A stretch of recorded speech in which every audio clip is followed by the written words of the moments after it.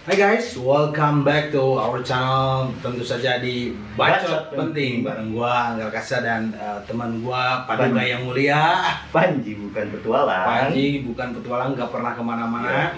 Oke, teman-teman, pada siang hari ini kita meminjam studionya teman. Biasanya kan kita bikin video di antah berantah ya, di sawah, di ilalang. Tapi hari ini dapat kesempatan yang luar biasa. Terima kasih teman kami yang sangat baik, sangat budiman memberikan kesempatan untuk bisa cuap-cuap di sini. Jadi halo bacot semua, seperti biasa memang motivasi kami membuat video ini ya tidak lain untuk mendapatkan cuan. Betul. Jadi kalau nggak ada cuannya, nggak ada potensi cuan, kami nggak mau bikin video serepot-repot seperti ini ya. Oke, kita akan memulai materi yang memang buat sebagian orang memang nggak penting, dan tahu ini juga nggak akan menambah apa-apa buat kalian. Tapi mungkin kebanyakan ahlul bacot semua penasaran tentang sebuah kisah yang terjadi ya Ji, di mana itu? Di Amerika, di Amerika, di Texas. Jadi ada seorang manusia, seorang mahasiswa anak muda ya. Iya. Namanya siapa? Mark Kilroy. Kenapa sih Mark Kilroy ini? Jadi si Mark Kilroy ini kita garis besarnya dulu ya. Menjadi korban satanik. Jadi dibunuh ya? Iya, dibunuh secara kejam. Iya, menjadi apa ya? Tumbal lah. Menjadi bahan persembahan. Nah, padahal kita suka makan Tuhan yang satanik. Kemarin. Iya. Oke, jadi gimana ceritanya si Mark Kilroy ini? Jadi Mark Kilroy ini adalah seorang mahasiswa, kuliahnya itu di University of Texas di Austin. Kejadiannya itu tahun 89. Dia lahir tahun 68 berarti umurnya sekitar 28. Jangan ngitung dong. Lo nggak bisa ngitung bangsat. Jangan ngitung, 23 tahun. Kata gue juga jangan. Ini umur 23 tahun. Iya.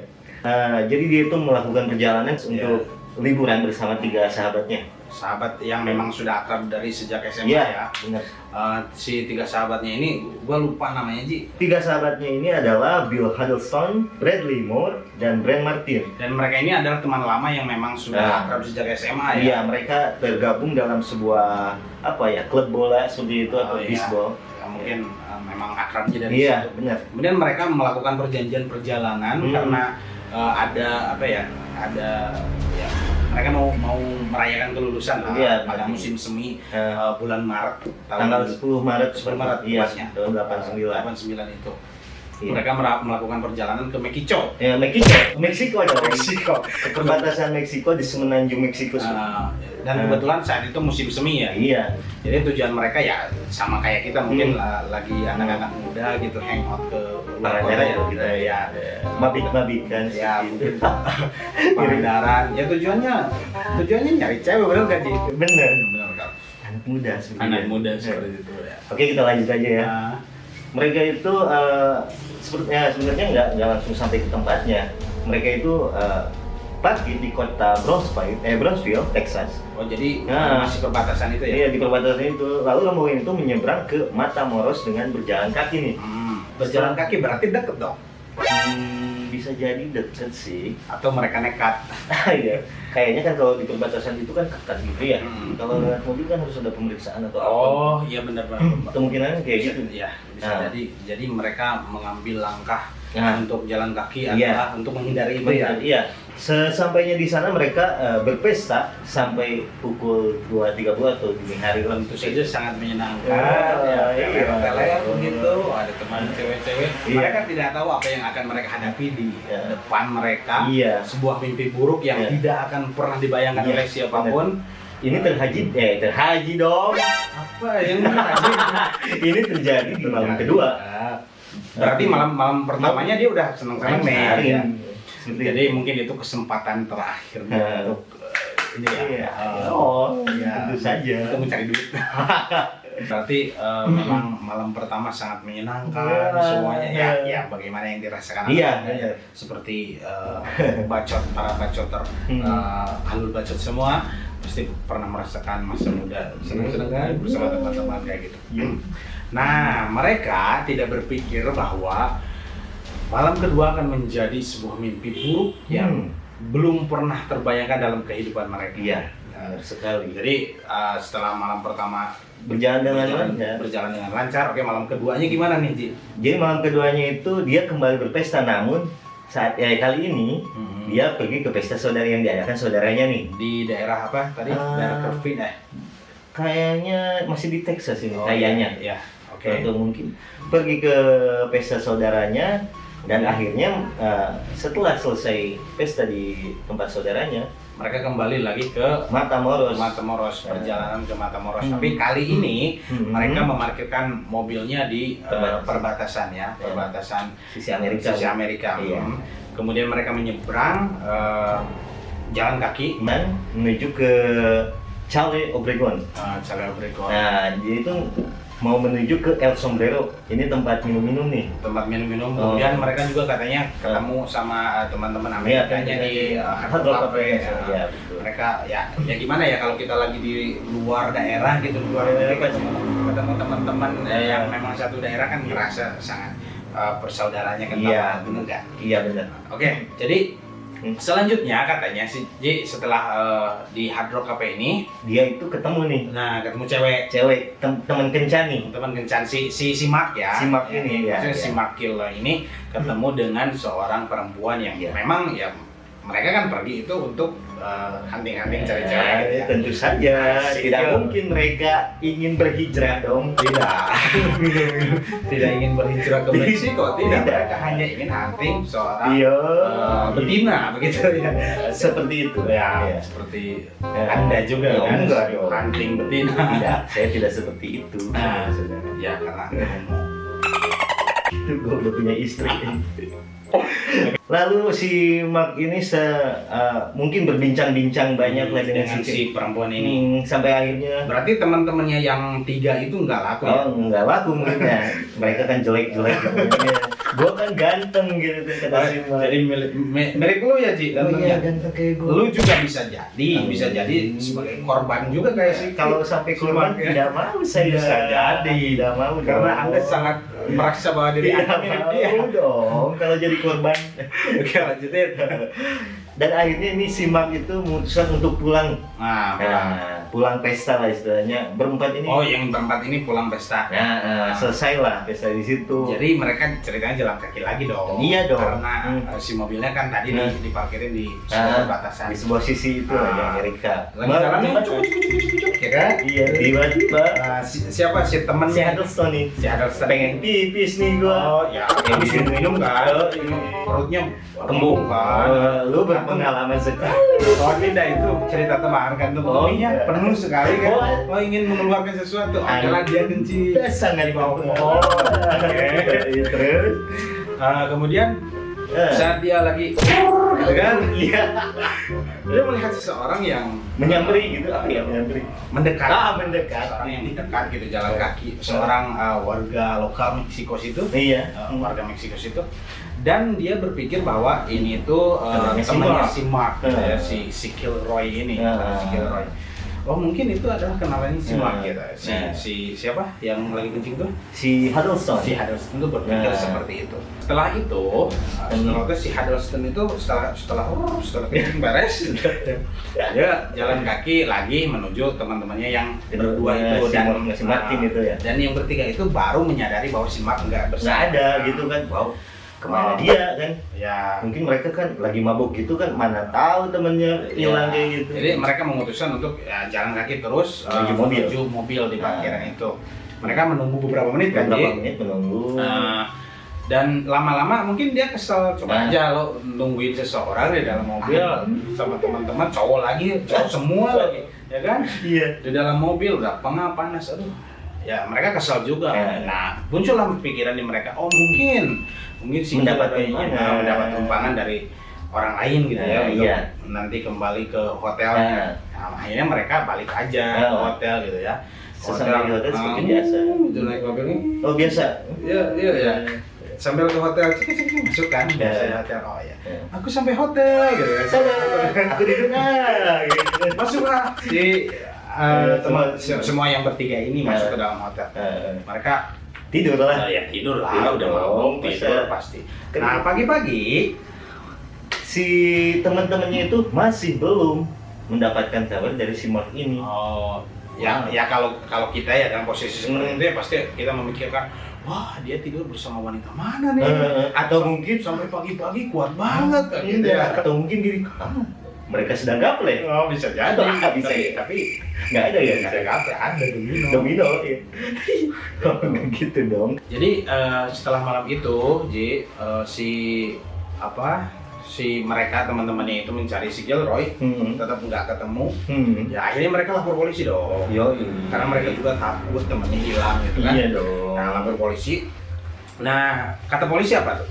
Jadi ketika mereka laporan, ini tuh Kejadian biasa seperti ini. Ya, jadi memang di situ tuh banyak mahasiswa hilang ya.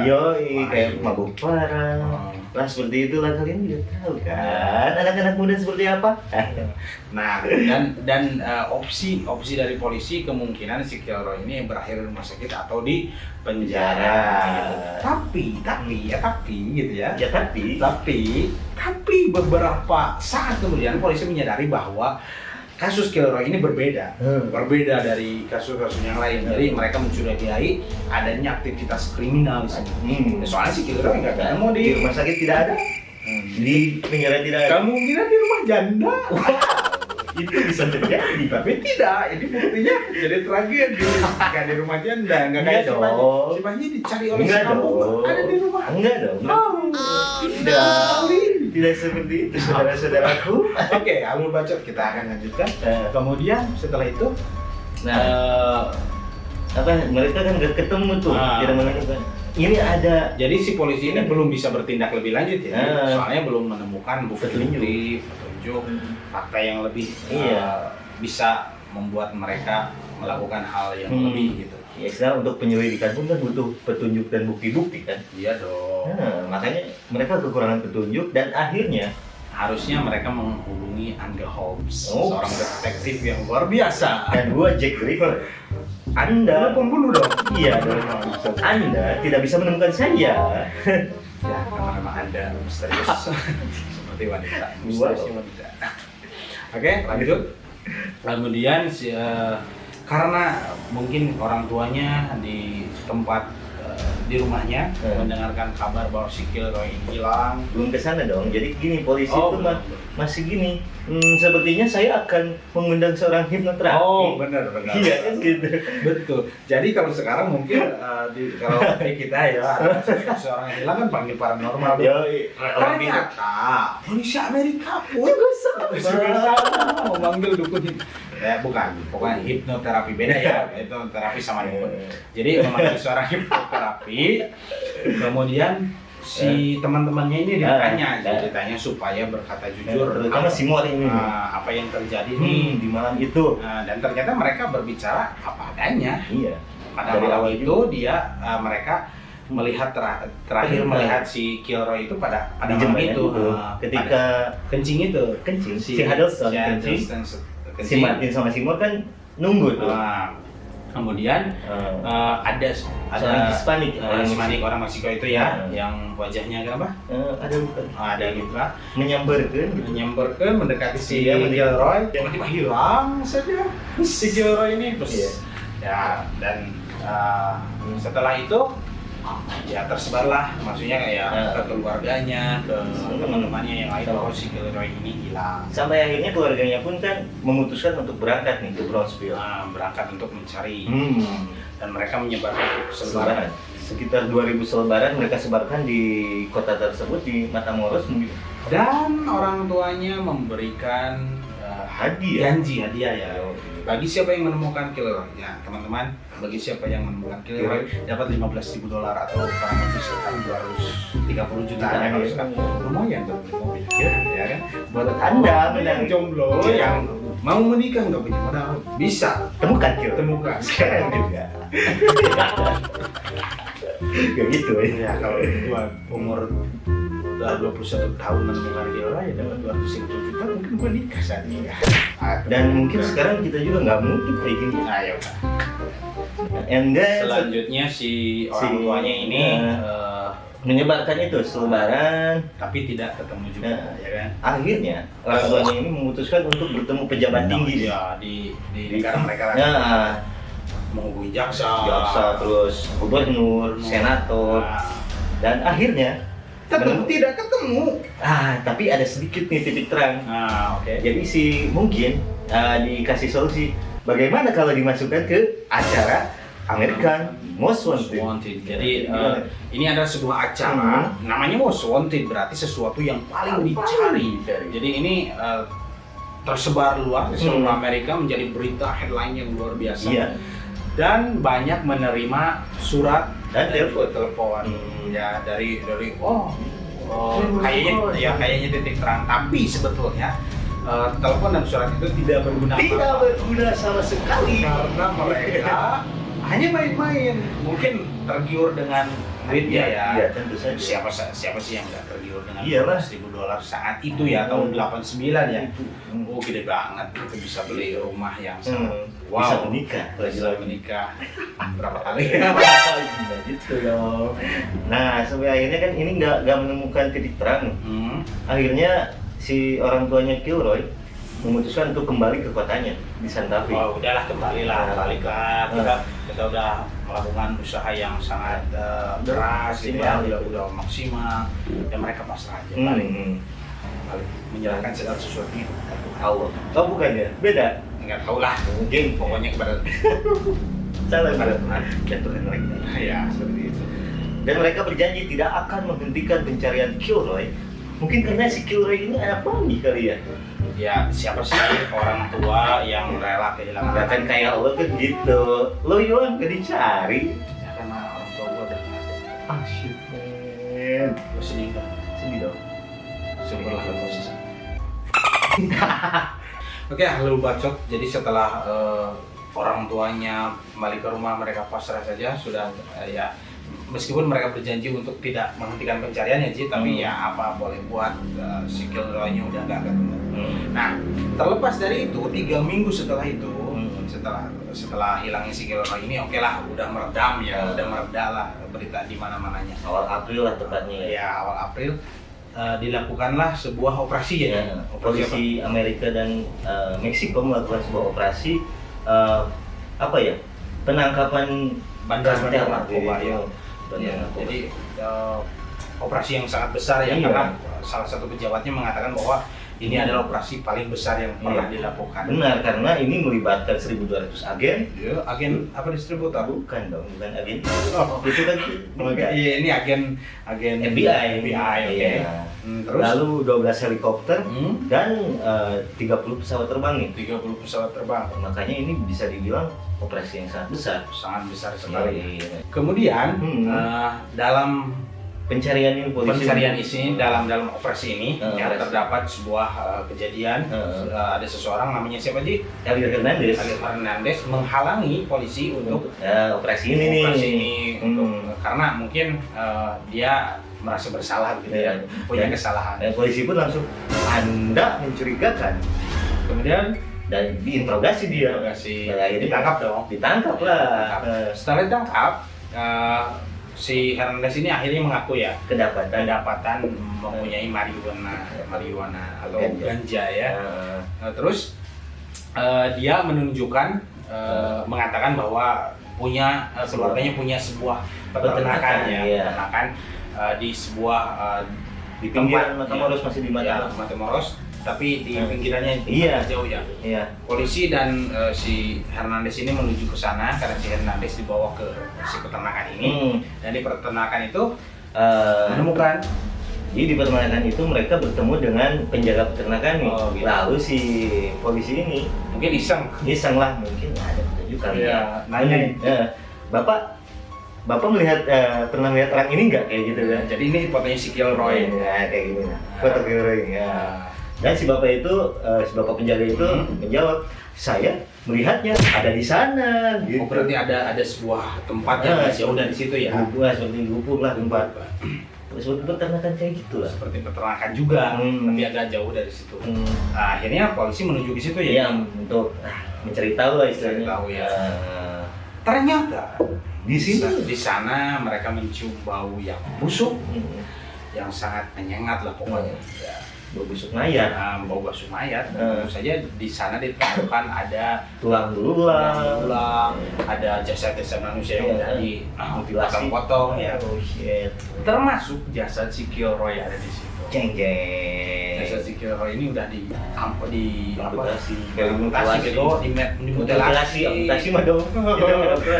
dimutilasi dan memang sangat menyeramkan. Bahkan otaknya tuh dikeluarkan dia busuk. Oh, organ-organ tubuh yang gede, yang di dalamnya juga dikeluarkan katanya. Iya dong. Dikeluarkan. Iya. Pokoknya organ-organ tubuhnya dikeluarkan. Ditemukan sekitar 15 mayat di sana. Beda-beda lah istilahnya kasusnya, ada yang dipotong kakinya, ada yang zakarnya, biji zakarnya dikeluarin kayak gitu kan serem. Ngilu ya. Kok gitu ya? Nah, mereka ketika ditanya alasan motif melakukan ini, mereka mengatakan bahwa ini adalah agama kami. Jadi agama sesat mereka ini ya mengajarkan seperti itu untuk mempersembahkan manusia kepada iblis mungkin, setan kepada sembahan-sembahannya itu. Dan kami kemarin balas dendam kepada mereka, menyembelih kambing. Tadi kita sate. Yoi. Perkumpulan ini adalah sebuah sekte yang dipimpin oleh Adolfo Costanzo. Ini sekte setan tentunya, Satanik lah ya. Satanik, sesat. Begitulah sebuah kisah ini. Gila kan? Gila, luar biasa. Dan ini di luar nalar kita ya. Bagaimana seseorang seperti itu menganggap bahwa ajaran membunuh manusia adalah bagian dari agama mereka, itu sangat not okay gitu ya. Oke, jadi Alun Bacot semua, video kali ini kita cukupkan sekian aja. Karena kita terlalu banyak yang bacot dari tadi, kering juga nih. Dan terlalu mengerikan juga. Terlalu mengerikan, kita membayangkannya nggak habis pikir ya. Oke, tutup Ji.